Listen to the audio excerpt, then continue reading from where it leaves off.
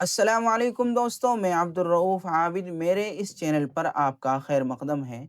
आज की इस वीडियो क्लास में मैं आपको सिखाऊंगा एमएस वर्ड में होम टैब में मौजूद पैराग्राफ ग्रुप के बारे में। पैराग्राफ ग्रुप को हम दो भागों में डिवाइड करेंगे। ये पार्ट वन है, इसके बाद सेकंड पार्ट आएगा। चलिए शुरू करते हैं। सबसे पहले आप देखेंगे ये होम टैब है और ये होम टैब के अंदर मौजूद पैराग्राफ ग्रुप है। आज के इस पार्ट में हम सबसे पहले इन ऑप्शन को कवर करेंगे कि किस ऑप्शन से क्या होता है। चलिए जान लेते हैं। सबसे पहले आप देखेंगे यहाँ पे बुलेट्स, इसको मैं आपको दिखा देता हूँ। इसका काम होता है लिस्ट बनाना, बुलेट लिस्ट बनाना। इसमें तरतीब की ज़रूरत नहीं होती, यहाँ क्रम की ज़रूरत नहीं होती, बस पॉइंट लिखने होते हैं। जैसे कि मैं आपको दिखा देता हूँ। यहाँ पे आप देखेंगे जब क्रम की ज़रूरत ना हो तो हम इस तरीके से लिस्ट बनाते हैं। ओके, उसके बाद यहाँ पे आप देखेंगे नंबरिंग लिस्ट। इसका काम होता है तरतीब अनुसार किसी चीज की लिस्ट बनाना। यहाँ स्टेप की जरूरत होती है, इसलिए नंबरिंग इस्तेमाल होगी। जैसे कि मैं आपको दिखा देता हूँ इसको भी। यहाँ पे आप देखेंगे जब स्टेप या सीक्वेंस की जरूरत हो तो हम इस तरीके से नंबरिंग लिस्ट से लिस्ट बनाते हैं। जैसे आप देखेंगे open MS word, click on the file tab. Okay, इस तरीके से हम नंबरिंग लिस्ट से तरतीब अनुसार कोई लिस्ट बनाते हैं जिसमें सीक्वेंस की जरूरत हो, स्टेप की जरूरत। चलिए आगे चलते हैं। यहाँ पे आप देखेंगे मल्टी लेवल लिस्ट है। यहाँ मेन टॉपिक के नीचे स्मॉल डिटेल होती है, जैसे कि मेन टॉपिक हो गया और उसके अंदर सब टॉपिक, फिर सब टॉपिक के अंदर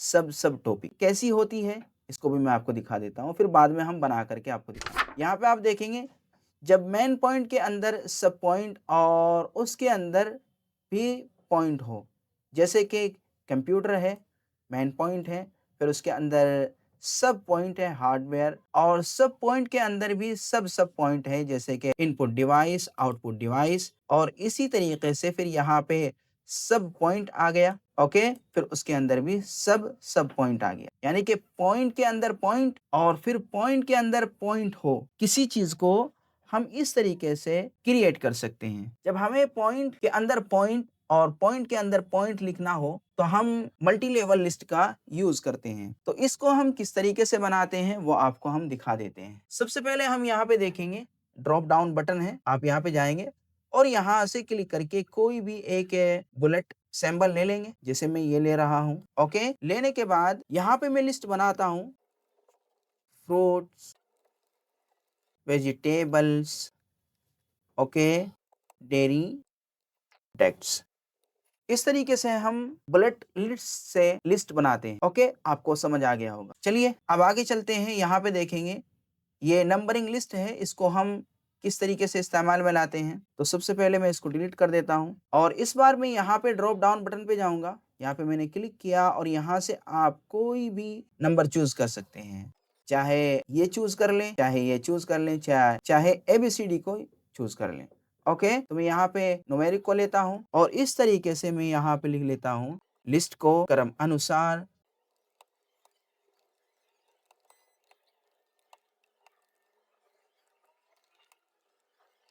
ओके, इस तरीके से आप न्यूमेरिक लिस्ट के ऑप्शन से आप इस तरीके से लिस्ट बना सकते हैं जिसमें आपको किसी चीज को सीक्वेंस के हिसाब से बनाना हो। ओके, चलिए अब हम मल्टी लेवल लिस्ट को जान लेते हैं कि ये किस तरीके से काम करता है। मैं सबको डिलीट करता हूं और यहाँ से मैं इस ड्रॉप डाउन बटन पर क्लिक करूंगा। क्लिक करने के बाद यहाँ से भी आप कोई भी एक फॉर्मेट ले सकते हैं। मिसाल के तौर पे मैं ये लेता हूँ। ओके, लेने के बाद या मैं दूसरा चेंज कर लेता हूँ, यहाँ पे ये। ओके, लेने के बाद आप यहाँ पे राइट करेंगे, जैसे मान लीजिए मेन टॉपिक, मिसाल के तौर पे मेन टॉपिक है आपका कंप्यूटर। ओके, ओके, फिर एंटर करेंगे। एंटर करने के बाद अब आपको क्या करना होगा, टैब का यूज करना होगा। आपके कीबोर्ड में लेफ्ट साइड में आपको एक टैब का बटन दिखाई देगा, आपको उसको प्रेस करना होगा। जैसे आप प्रेस करेंगे तो आपका कर्सर आगे की ओर जाएगा। अब यहाँ से आप मान लीजिए आप मेन टॉपिक के अंदर सब टॉपिक डाल रहे हैं, जैसे कि हार्डवेयर। ओके, और यहाँ से आप फिर से इंटर मारेंगे और अब यहाँ पे हम क्या करेंगे, हमने मेन टॉपिक लिखा, यहाँ पे ये मेन टॉपिक है हमारा। उसके बाद हमने सब टॉपिक लिखा। अब सब टॉपिक के अंदर हम सब सब टॉपिक लिखेंगे। ओके, तो इसके लिए फिर से मैं क्या करूंगा, टैब बटन को प्रेस करूंगा और यहाँ से मैं क्या कर रहा हूँ, लिख रहा हूँ, जैसे कि ओके, एंटर करेंगे। उसके बाद यहाँ से हम माउस।